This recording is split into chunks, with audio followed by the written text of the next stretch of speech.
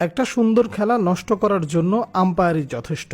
এই দৃশ্যটি দেখুন, আল আমিনের করা বলে ব্যাটার সরাসরি বোল্ড, মেন আম্পায়ারও হাত তুলে আউটের সংকেত দিলেন, কিন্তু লেগ আম্পায়ার দিয়ে বসলেন নো বল কল।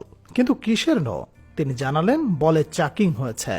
আম্পায়ারের এই কথা শুনে ফিল্ডারের পাশাপাশি পুরো মাঠের উপস্থিত হাজার সমর্থক অবাক, সাথে অবাক হয়েছেন ব্যাটারও।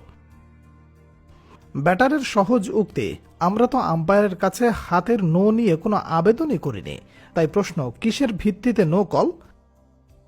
আবার এমনও হতে পারে আম্পায়ারের কাছে সমস্যা মনে হয়েছে। যদি তাই হয় তাহলে তো বলারকে সতর্ক করার কথা, কিন্তু তাও করা হয়নি। যদিও শেষ পর্যন্ত ফিল্ডিং টিম মেনে নিয়েছে, তাই তাদের সাধুবাদ দিতে হয়। কথা হচ্ছে এত বড় ম্যাচে এক বলে দুই আম্পায়ারের দুই রকম সিদ্ধান্ত কেন হবে?